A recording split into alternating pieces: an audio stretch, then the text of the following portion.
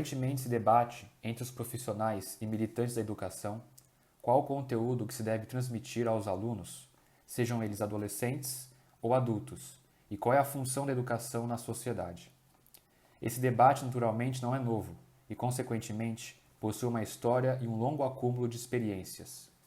Uma dessas experiências foi registrada por Friedrich Engels em uma série de artigos publicados em 1843 intitulados Cartas de Londres.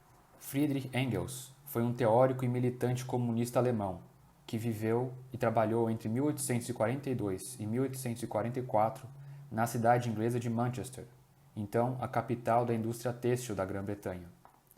Esses 2 anos em Manchester consistiram em um período importante em sua formação teórica e política. Durante esses anos, Engels se aproximou do movimento socialista e trabalhista britânico, contribuindo com artigos em seus principais jornais, The New Moral World e The Northern Star, ambos de Leeds e Londres, e participando em suas atividades políticas e de formação educacional e científica. Entre essas, destacaram-se os Hall of Science, Salões da Ciência, espaços públicos de formação educacional e científica, organizados pelos socialistas nas principais cidades da Grã-Bretanha.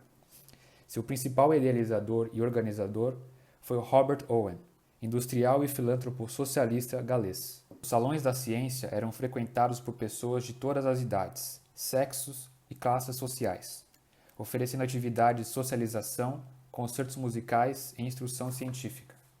Nos salões da ciência eram realizadas conferências científicas sobre economia, teologia e sobre as condições de trabalho e vida das classes trabalhadoras das grandes cidades industriais britânicas. Seus frequentadores tinham acesso a uma ampla literatura, textos científicos, panfletos socialistas, romances e poesia.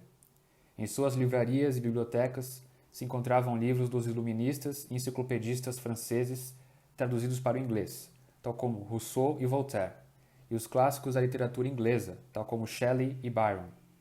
Segundo Engels, o Salão da Ciência da cidade de Manchester possuía aproximadamente 8.000 membros filiados e contribuintes, permitindo que ele se sustentasse financeiramente de forma autônoma. Para Engels, os socialistas britânicos não rebaixavam sua produção e suas referências teóricas e literárias, adequando-as ao então precário nível cultural das classes trabalhadoras, mas elevavam o nível cultural delas por meio de traduções e da divulgação das obras dos grandes pensadores e escritores da modernidade.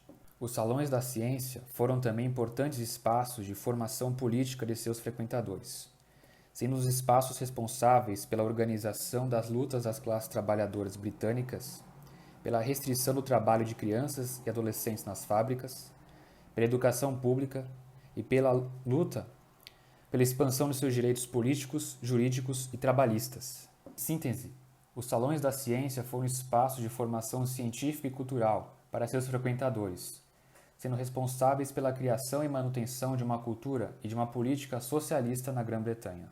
Essa experiência deixou um legado importante na formação política de Engels, que nos anos seguintes buscou reproduzir adaptações dos salões da ciência na Alemanha, organizando reuniões onde se debatia economia, política e as condições de vida e trabalho das classes trabalhadoras alemãs.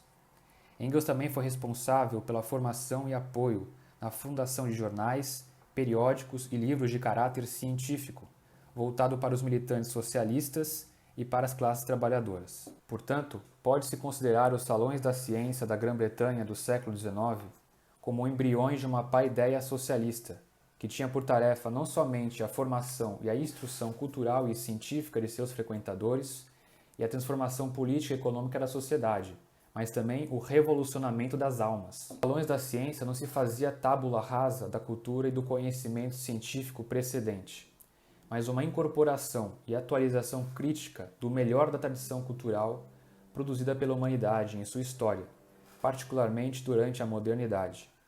Décadas mais tarde, seguindo o mesmo espírito, o filósofo e militante comunista húngaro Georg Lukács escreveu sobre os objetivos de uma literatura de caráter revolucionário. A nova cultura não se constituiria como a pura e simples negação da cultura burguesa. Ao contrário, a literatura revolucionária deveria resgatar criticamente a herança artística e cultural burguesa. Para tanto, é indispensável vincular os elementos culturais válidos do passado no movimento comunista do presente.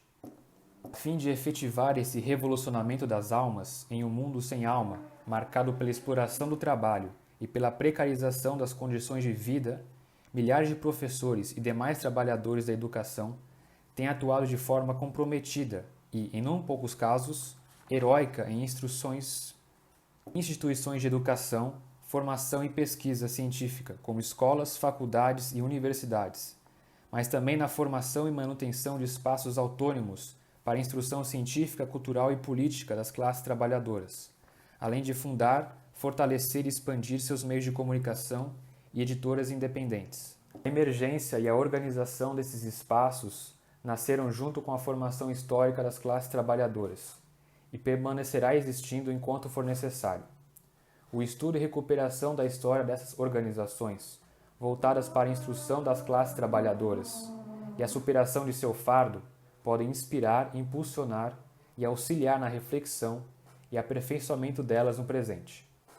Partido Comunista Brasileiro PCB, Célula Istvan Mesaros.